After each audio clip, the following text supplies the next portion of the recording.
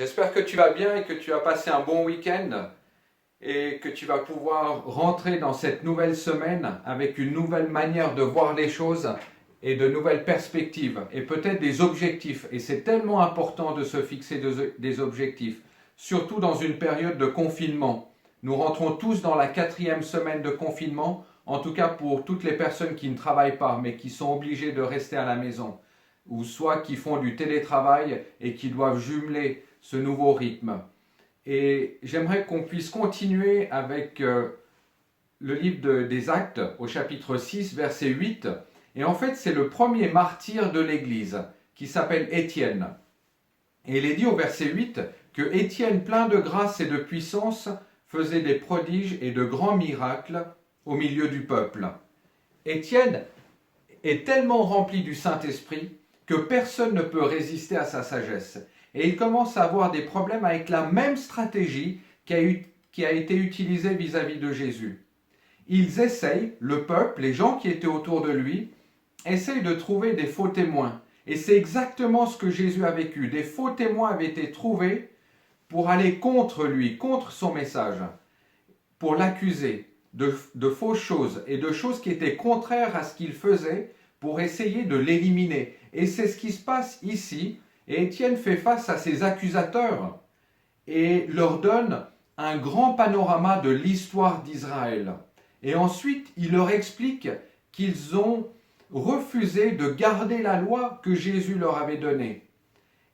Et en fait, ils s'opposent toujours. Le peuple s'oppose sans arrêt au Saint-Esprit et à ce que Dieu a fait. Et si je reprends dans Acte 7, verset 54, il est dit: en attendant ces paroles, ils étaient furieux dans leur cœur et ils grinçaient des dents contre lui. Il y avait une haine, il y avait une vengeance, il y avait l'envie de pouvoir le lapider, le tuer. Ce verset est tellement fort. En entendant ces paroles, ils étaient furieux. Ce n'est pas un simple mot. Dans leur cœur, et ils grinçaient des dents contre lui. Ensuite, nous voyons Étienne avoir une vision de Jésus debout à la droite de Dieu, et il le dit: ils sont alors plus en colère. Plus Étienne dévoile ce qu'il voit, plus les gens sont en colère contre lui. Et ils pensent qu'il va trop loin. Et on voit dans ce passage que Jésus, qui est normalement assis à la droite de Dieu, est en train de se lever pour le premier martyr de l'Église.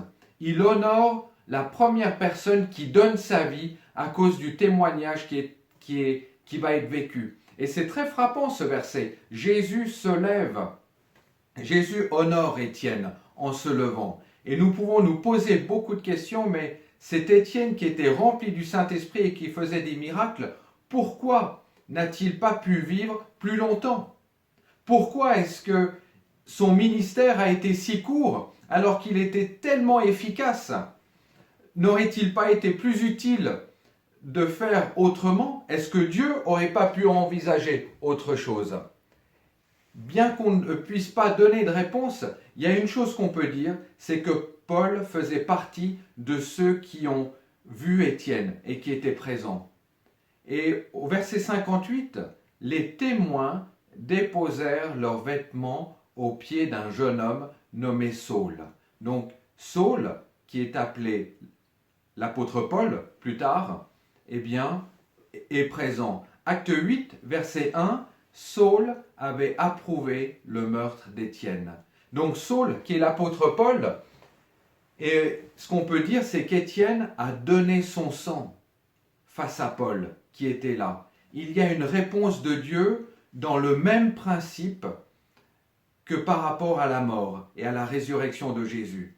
C'est que Dieu ne va jamais laisser le sang des martyrs, je vais dire, inefficaces. Dieu ne laissera jamais le sang de quelqu'un qui donne sa vie sans effet, sans impact. Et je crois que c'est quelque chose de très important à réaliser, à comprendre, car même si humainement dans notre vie, nous nous heurtons à ce genre de questions, pourquoi est-ce que Étienne n'a pas duré plus longtemps? Eh bien, on voit une chose, c'est qu'il y a une semence de vie qui a dû être déposée dans la vie de Paul. Paul a vécu les choses. Et en voyant ce que Étienne est en train de vivre, un martyr, ce n'est pas juste quelqu'un qui a été, à qui on a créé un accident puis il est mort. Il est martyr pour une cause. Donc c'est pour la cause de Jésus qu'on le tue. Et Paul vit cet impact. Et il est chamboulé. Et ça vient heurter quelque chose dans son cœur. Et sa compréhension change tout à coup. Il va encore plus loin dans sa compréhension de la vie avec Jésus. Et on voit une chose, c'est qu'il y a cette semence de vie qui est déposée. Et si je regarde dans les versets qui suivent, eh bien on voit aussi une autre manière que Dieu n'oublie pas. Dieu n'oublie pas le sang des martyrs, de celui qui meurt pour lui. Et Dieu va faire justice à ceux qui sont morts en son nom. Et comment Dieu est-ce qu'il va faire? Eh bien, il fera justice en donnant une abondance de vie. Et j'aurais envie de dire que la vengeance de Dieu par rapport au sang de celui qui meurt pour lui, la vengeance que Dieu va utiliser, c'est qu'une abondance de vie va en sortir. Et c'est tellement important pour toi et pour moi de comprendre ça. Dieu se venge, non pas comme tu pourrais ou moi je pourrais me venger, mais Dieu se venge en créant une abondance de vie. Et on voit en fait que la vengeance de Dieu, si j'ose utiliser ce terme vengeance, c'est d'appeler l'apôtre Paul à le servir. Et on peut voir dans le sang des martyrs que Dieu va retourner les attaques faites contre son peuple en bénédiction supplémentaire pour retourner le cœur des opposants et des persécuteurs. Et c'est fabuleux ce verset parce que il y a là quelque chose du caractère de Dieu qui est très important à comprendre. Plutôt que de se dire, mais il est mort, et sa mort n'a servi à rien, dans la vision, dans la perspective de Dieu, il faut se rappeler toujours que Dieu ne laisse jamais un de ses enfants mourir et que cela ne serve à rien. Quand quelqu'un donne sa vie ou la perd, Dieu l'utilise pour engendrer, donner naissance, déposer une semence de vie. Il y a toujours une semence de vie et un fruit pour aller plus loin. Et le verset 59 est dit, et ils lapidèrent Étienne qui priait et disait, Seigneur Jésus, reçois mon esprit. Puis s'étant mis à genoux, il s'écria d'une voix forte, Seigneur, ne leur impute pas ce péché, c'est-à-dire ce mot imputé, ne leur attribue pas, ne leur donne pas ce péché. Je suis mort, ne mets pas le péché, ne mets pas la faute sur eux. Ne leur attribue pas cela. Et après ces paroles, il s'endormit. Étienne est mort exactement de la même manière que Jésus, jusque dans les détails. Et Luc, verset 23 au verset 34, il est dit, Jésus a dit, « Mes pères, pardonne-leur, car ils ne savent pas ce qu'ils font. » Combien de fois toi et moi avons été accusés, et peut-être, ou je dirais même souvent à tort. Combien d'accusations au sein d'une même famille, combien de personnes sèment des semences d'accusations. Et Jésus dit, Père, pardonne-leur, car ils ne savent pas ce qu'ils font. Et Jésus reçoit cet esprit. Et le Père reçoit l'esprit de Jésus. Luc 23, 46 dit, Père, je remets mon esprit entre tes mains. Et en disant ces paroles, il expira. Je pense que toi et moi, dans bien des situations, on a quelque chose à apprendre de cela. Que quand nous vivons et quand nous sommes face à des jugements, à des critiques, à des accusations, de pouvoir dire, Père, je remets cela et je remets mon esprit, c'est-à-dire l'esprit qui a été violenté, l'esprit qui a été accusé. Toi et moi sommes revêtus de l'Esprit de Dieu. Nous sommes faits corps, âme et esprit. Et cet esprit qui habite en toi est soumis à l'Esprit de Dieu. Et quand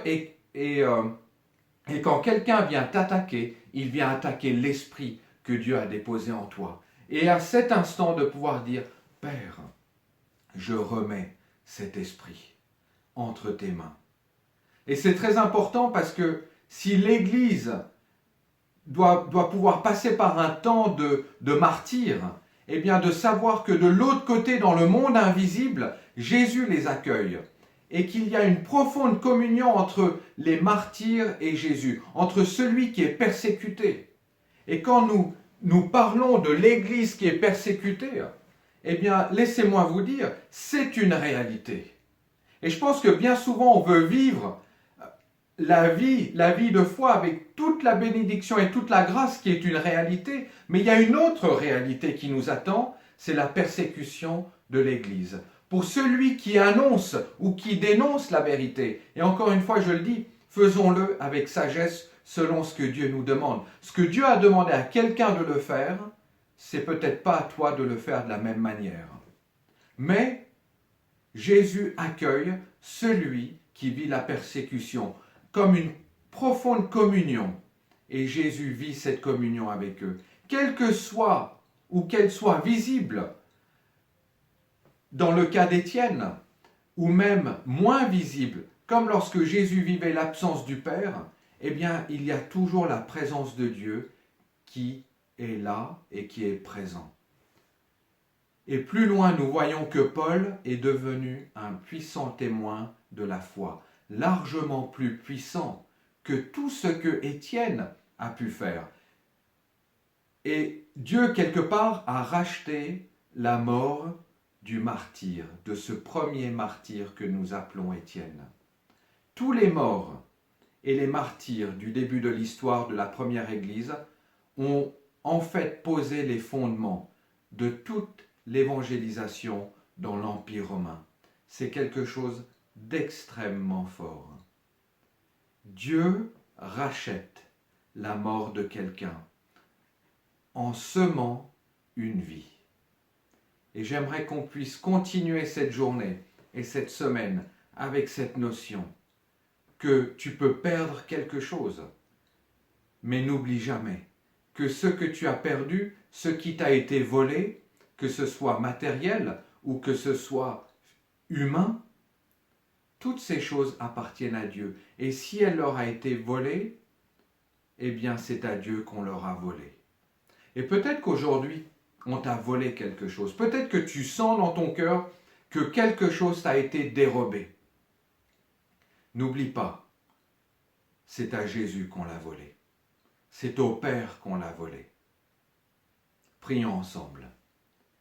Jésus, je remets cette journée entre tes mains et je remets nos vies à chacun d'entre nous. Nos vies ne sont rien si tu n'es pas là.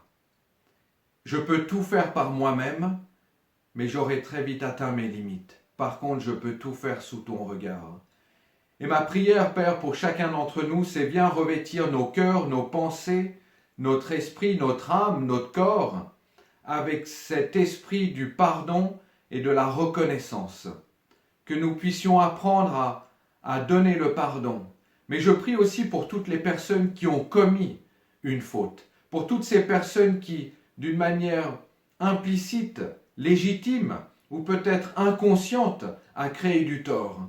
Et peut-être que je fais partie ce matin de ces personnes qui ont créé quelque chose de mal vis-à-vis de quelqu'un d'autre. Alors je prie de venir mettre ta lumière et que nous puissions être assez humbles pour pouvoir dire « j'ai été trop loin dans mes mots, j'ai été trop loin dans mes pensées, j'ai été trop loin à pouvoir accuser l'un ou l'autre. » Et parfois, on a tenu rigueur les uns vis-à-vis des autres.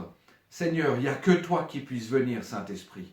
Il n'y a que toi qui puisses venir apporter ta clarté, nettoyer ce qui a besoin d'être nettoyé. Seigneur, que nous puissions tenir ferme dans ta présence et que nous puissions bénir qui tu es. Et nous voulons élever et te donner toute la gloire et nous élevons le nom de Jésus dans chacun des départements de notre corps physique, émotionnel, sentimental, psychologique, que ce soit dans nos lieux de travail, que ce soit dans notre maison, où que nous soyons.